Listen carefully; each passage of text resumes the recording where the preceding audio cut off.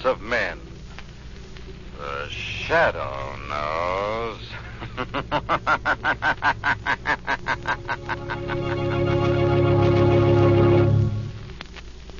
Motorists, do you know what type of automobile accident often happens at night on a good road in fair weather, which may happen when your car is the only car in the vicinity, which is very likely to result in death or crippling injuries to the driver, and which, unlike most accidents, has usually tipped you off as to what may happen? The answer to this question, given by the National Safety Council, which is currently conducting a campaign against night traffic accidents, is this. The driver simply falls asleep at the wheel. And the answer to this accident problem is simply this. Don't drive while you're sleepy. If you must drive at night, stop for some sleep when you feel that drowsy spell coming on. Don't let this very violent type of accident sneak up on you in the dark. Don't let tragedy catch you asleep at the wheel. And now, the shadow.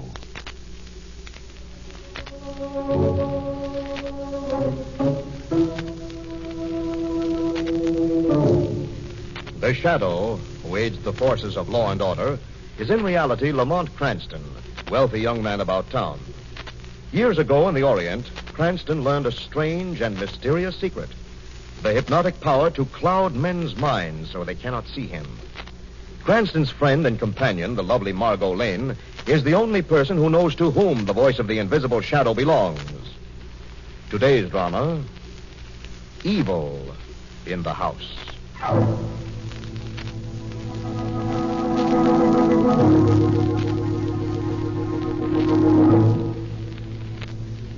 It's a warm, starlit evening in early fall. A tall, bare-headed young man stops outside the gate of an attractive summer home overlooking the sea. He grins, runs his fingers through his hair, and makes his way up the path to the door. Coming. Hello, Dickie. Hello, Joan. Dickie Warren. Glad to see me? What do you want? That's not a very nice way to greet an old friend after 2 long years. What do you want, Dickie? Well, I thought you'd throw your arms around me and say, Dickie, I insist you spend the night here. There's an inn in the village. Goodbye. Now, is that polite? Trying to slam the door on an old friend? Get your foot out of that door. Get it out, I tell you. Still afraid of yourself, baby? If you don't leave, I'll... Who is it, Joan? Oh. Joan, who's at the door? Please go away. Who is it? Well, go ahead, sweetheart.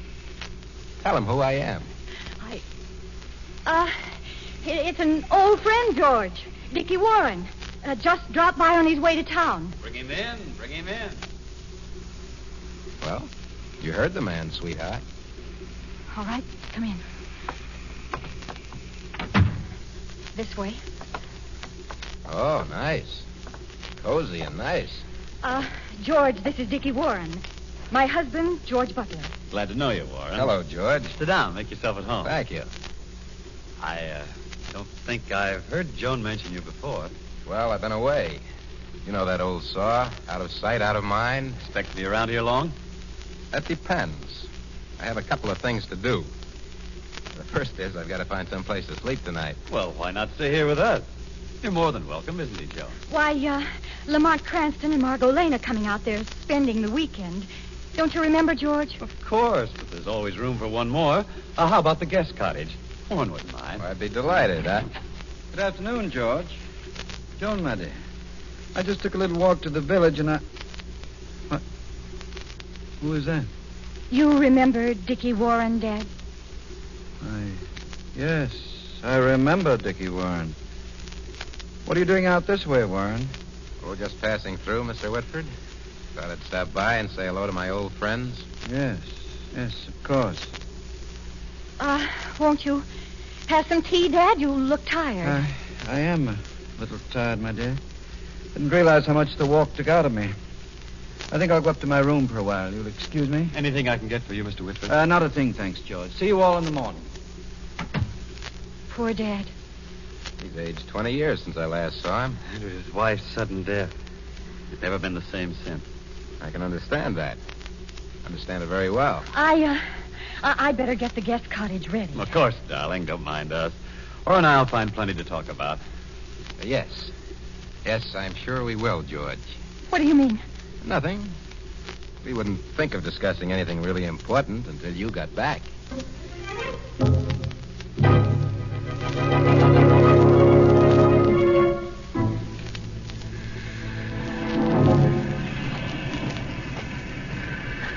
You weren't very long, sweetheart. Oh, Dickie, I didn't see you. I'm sorry to put you to the trouble of fixing that room, Joan. I was thinking maybe I wouldn't stay. Oh, well, it would be rather awkward. Sure. We can get our business over with right now. Business? What business? Oh, just a little financial transaction. What are you talking about? About the $10,000 you're going to give me? $10,000. It should be worth at least that for your father not to know the truth about your mother's death. Wouldn't it, sweetheart? I don't know what you're talking about. I'm talking about how your mother really died. How you ran out of the stimulant the doctor ordered for your mother's heart condition. It was an accident. I went Yes, for more. Convenient, though, wasn't it? Considering she was dead when you got back. Especially when you realized how much you hated your mother. That's not true. I thought there was enough of the medicine. I must have used more than I thought. I'm sure your father would understand. My father... Oh, you can't tell him, Dickie. You can't. It would break him. I don't intend to tell him. If you've given me the money, of course. But I haven't got $10,000. You'll get it, though. Won't you, Joan? Won't you? If I do, will you promise to go away and never come back? Why, of course, sweetheart. Of course I'll go away. You don't think I'm enjoying this, do you?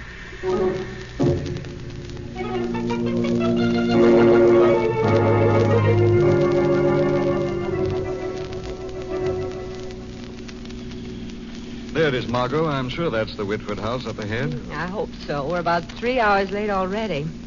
That shortcut you took, Lamont. Well, Didn't cut off much of that, did it? from all I can gather, it added about 20 miles to the trip. Gave me that much more of your company, Miss Lane. You're likely to have a lot more of it. I wouldn't blame Joan if she locked us out at this hour. Well, better late than never. Coin a cliche. I hear someone coming. At least they haven't given us up. Hello, Joan. How are you? I'm sorry we're so late. Oh, that's all right. Come in, Margot. Nice to see you. Hope I haven't put you out. Oh, no, of course not, Lamont. George, it's Lamont and Margot. Oh, well, Lamont. Hello. Margo, how are Hello, George. Nobody going to introduce me? Dickie Warren, old friend of the family. Yes. How are you, Mr. Warren? How do you do? I do all right, thanks, Miss Lane. Brandy, George? Cranston, Miss Lane? No, thanks. Not right now. I'll take one, Warren. Where's Mr. Whitford, Joan? Dad, well, he's gone to bed. He was tired. He doesn't look well, Miss Lane. Joni tells me that... Tells you what, Warren? Oh, that's right. It wasn't Joan. It was you, George. You said that Mrs. Warren's death had upset him. But Joan did tell you some other things. You two were out in the garden, talking. You two had quite a little chat, didn't you? George, We didn't talk about much, George. Nothing you'd be interested in. I wonder if you'd all excuse me. I'm so tired. I'm sorry, Margot. Lamont. George will be glad to show you to your room. I think I'll have another brandy. Show me, Lamont. No, George, thanks. I think Joan has a good idea. If it's all right with you, Margot and I will go up. The usual rooms? Oh, of course. I'll see you up. We can find our way. Thanks, George. Good night. Good night. See you in the morning. Yes. Good night, Warren. Lamont, what in the world is going on here? Who is Dickie Warren? Friend of the family, as he says. The atmosphere was considerably less than friendly. Joan was so upset. Mr. Whitford, he always waited up to see us when we came. Now, don't worry about it, Margot. You go to your room, get a good night's sleep. What are you going to do? I'll have a look in on Mr. Whitford before I turn in. I think he'd feel badly if I didn't at least say good night to him.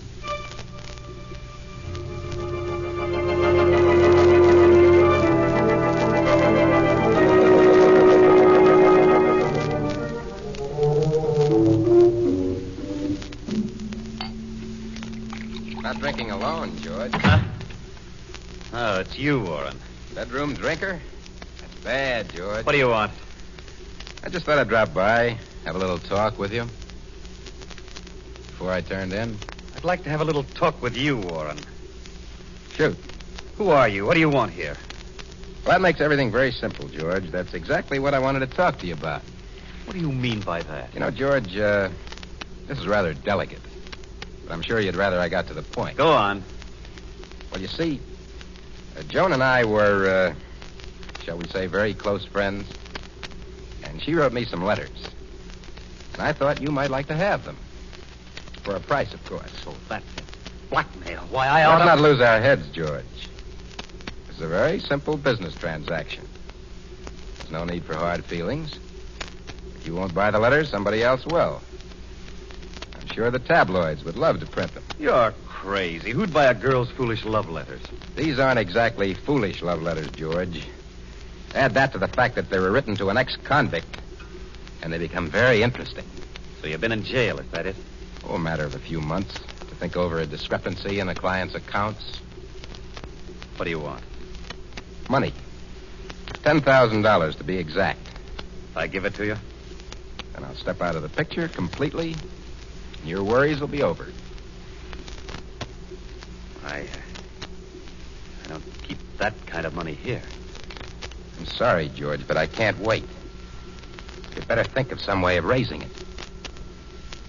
I'll give you 1 hour to figure out how. Just 1 hour.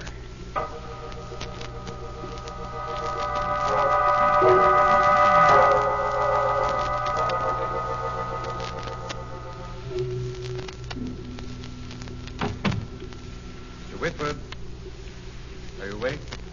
Who is it? Cranston, I just wanted to say good night. Oh, glad you're here, Lamont. Glad you're here. Is anything wrong? No. What makes you ask? With young Warren around, things seemed a little tense, that's all. Always seems to be trouble when Warren's around. Just who is he, anyway, Mr. Whitford? Just a young man Joan met a few years ago. She was madly in love with him. After Alice died, he went away. Oh, you weren't going to brood, you know. It's just that seeing him brings it back. Alice hated him. Forbade him in the house. How did you feel about him, Mr. Whitford? I don't know. It caused a rip between Alice and Joan. A rip that never healed. You mustn't think of that, Mr. Whitford. Joan may have resented her mother's dislike of Warren, but I know she loved her mother. Of course. I shouldn't even think of such things. You're just tired, sir. It'll look different in the morning. I suppose so. I just wish Warren would go away and leave us the way we were. Now, you try get some rest, Mr. Whitford. I'll see what can be done about your getting your wish.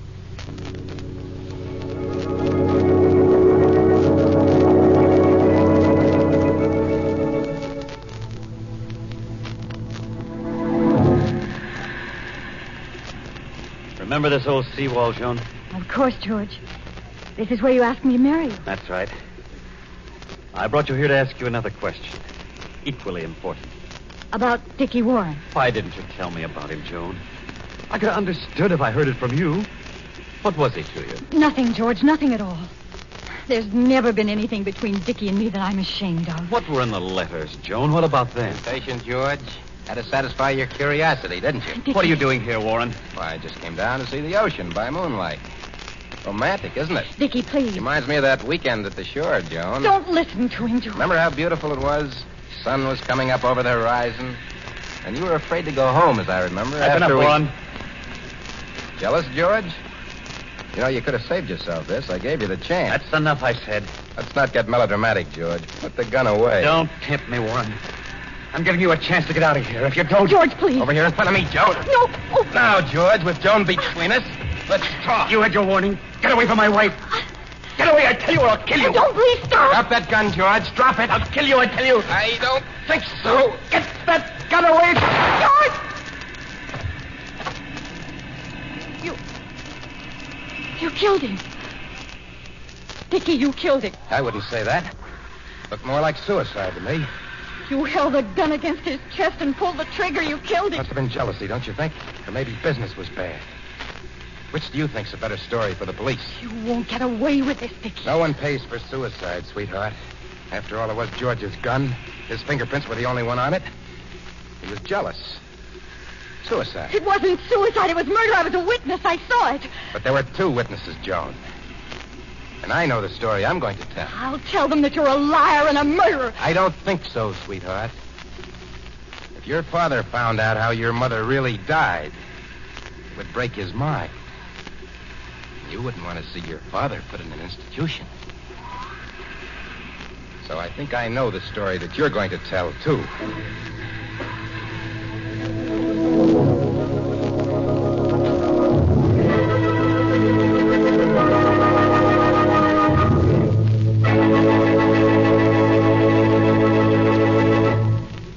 We'll return to the shadow in just a minute. I'd like to ask a question of all you parents who have children in school. Have you been doing your homework? Well, I'm quite serious. I'm sure you've been keeping after Junior and Sister, seeing that they do their homework and keep up their grades, because you realize how vitally important it is that they get a really good education. But do you actually know how good their education is? How good their school is? Their teachers? That's what I mean by your homework. You can't just take Johnny's word on whether things are going well or badly at school, and you can't simply count on his report cards to give you the complete story. There's much more you should know to be sure your children are getting the kind of education that will help them make the best use of their abilities and hold their own later in life. For instance, have you met all of Johnny's teachers? The principal? Does your school system attract new teachers, good teachers? Are they proud of their profession? How is the school board chosen? The superintendent? What educational associations recognize your school system? Is there an active parent-teachers association, and do you take part in it? All of this is your homework as a parent and a citizen. Back now to the shadow.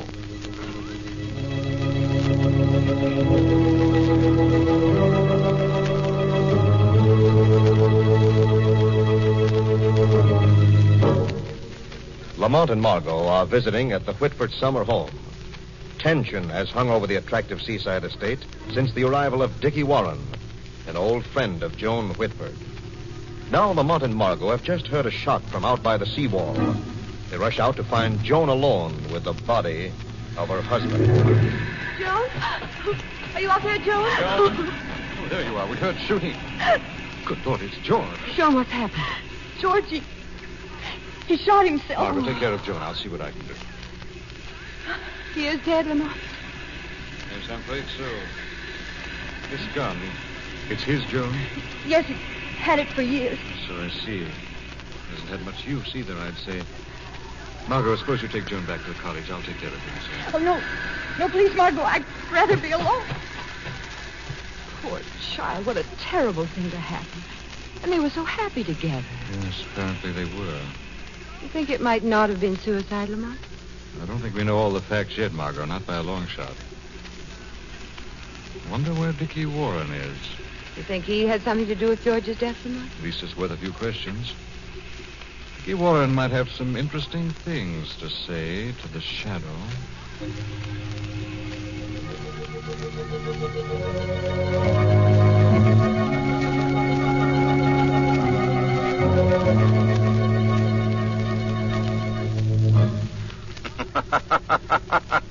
Who's that? Comfortable, Dickie? I didn't hear you knock, whoever you are. Your door was open. Were you expecting someone, Dickie? The police, maybe? Who are you? The shadow, Dickie. But it's no use trying to see me. No one sees the shadow. What do you want? I want the truth about George Butler's suicide. Butler's suicide? I didn't even know he was dead. I said the truth, Dickie. Okay, suit yourself. I tell you, I've been reading here for the past half hour. I didn't even hear the shot. Oh? But I didn't tell you that George Butler had shot himself. Didn't you? Maybe not. Maybe I just guessed it. The way you guessed how Mrs. Whitford died, Dickie? What do you know about that? The shadow knows a great deal. Okay, so you know a great deal. So you know Joan was responsible for her mother's death. Was she? Of course she was. The doctor told her to keep an extra supply of medicine on hand, and she didn't. It was her fault her mother died. Criminal negligence. Go on. That's all there is. Joan hated her mother because she tried to break us up. After Joan left, her mother started to gasp. Then you were in the house that day. No, I wasn't. I just know what Joan told me later. Where was Joan? She was gone for medicine, I told you. It took her 2 hours. Mrs. Whitford was dead when she got back. Then how could Joan tell you what her mother was doing when she was gone? Look, I don't have to answer these questions. I'm not worried about bringing this story out into the open. I got nothing to lose. Joan has. Nothing to lose except your life, Dickie. That's all. Just your life.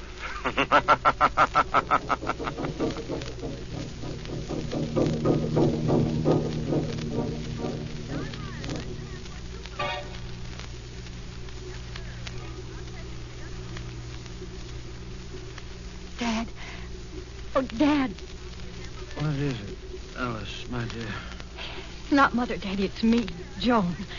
I had the most awful dream, Alice. I thought I'd lost you. Daddy, wake up. This is Joan. Joan? Oh, I'm sorry, my dear. I guess I was dreaming. Oh, what is it, Joan? Dad, I Yes? need $10,000. $10,000? What for? I can't tell you. But, Joan... I need it tonight, right now. Please don't ask me any questions. What, $10,000? You've got to trust me. I must have the money right now. All right. All right, my dear. You have to have it, I do. And I won't ask any questions. I'll make out a check for you right now.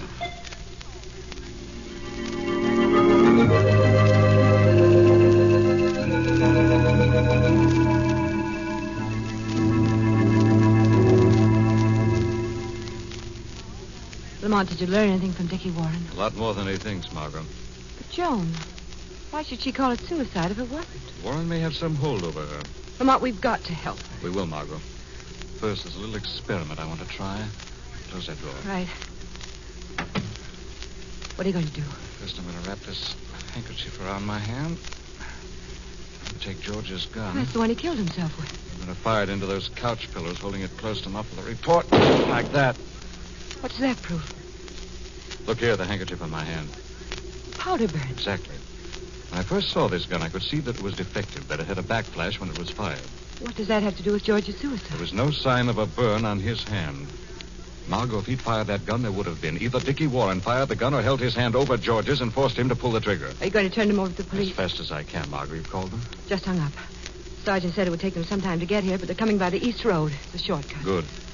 In the meantime, I'll have a talk with Joan. She disappeared. I've been looking all over for her. Don't worry, Margot. I think the Shadow will be able to find her.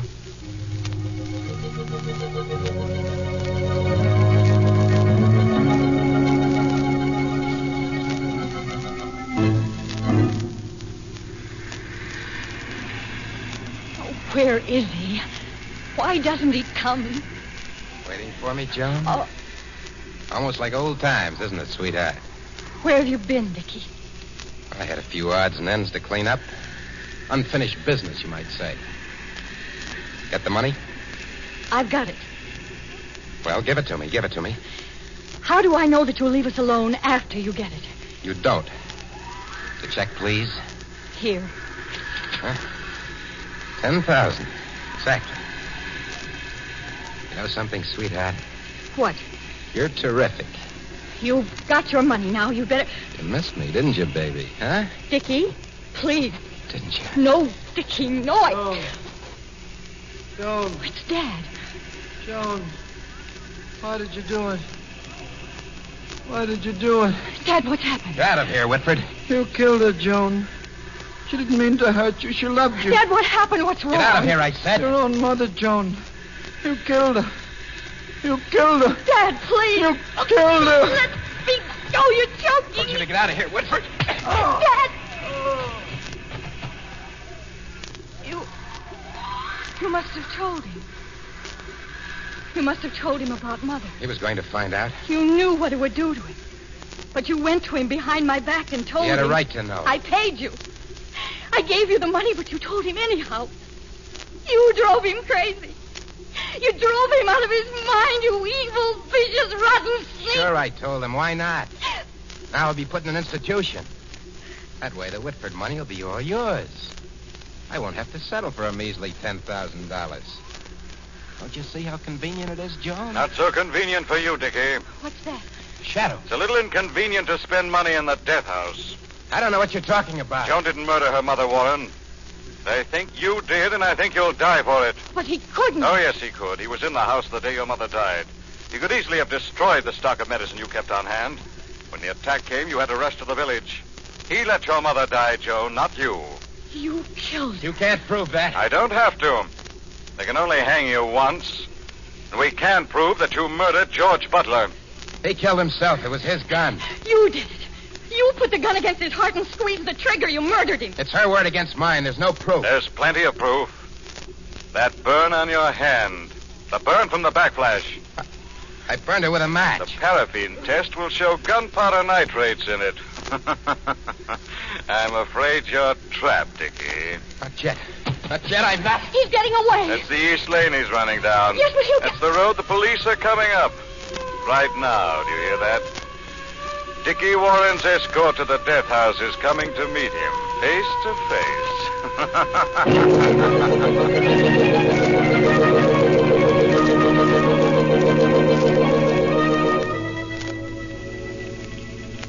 Lamont, are the police still holding Dickie Warren? Not only holding him, they have a confession. He's told the whole story of Mrs. Whitford's death and George's supposed suicide. Mr. Whitford certainly looked well on the road to recovery when we left. He'll be all right now. The truth will do more to bring back his health than any hospital can. But suppose Dickie hadn't They confessed. had no choice, Margot. The police had George's gun. The paraffin test revealed the presence of gunpowder and the burn on his hand. It was almost as though George had succeeded in marking his killer. Well, the Whitford house was certainly a changed place from the time we arrived to the time we left. No more Dickie Warren, Margot. No more evil in the house.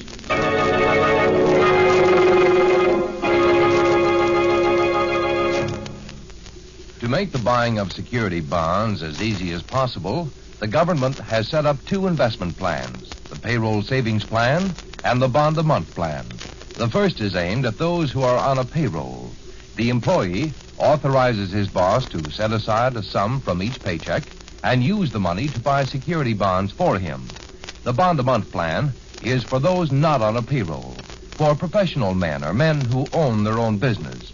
If you come under this heading, you can tell your bank to issue you a bond every month and charge the purchase price to your account. You can't go wrong with either of these plans because you'll be saving the easy, automatic way. You'll be paving the way for a happy future with the money you invest now. Remember, United States security bonds. Buy as much as you can. And now, back to the Shadow. This story is copyrighted by Street and Smith Publications, Incorporated. All names and places are fictitious. Any similarity to persons living or dead is purely coincidental. Listen again next week, same time, same station, when the Shadow will again demonstrate that The weed of crime bears bitter fruit. Crime does not pay. The Shadow knows.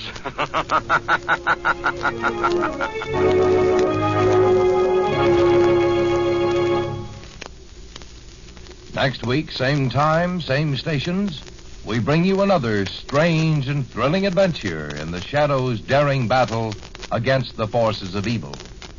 The part of Lamont Cranston was played by Brett Morrison, Margo by Grace Matthews. This program came to you from New York. Stay tuned now for Quick as a Flash. This is the Mutual Don Lee Broadcasting System.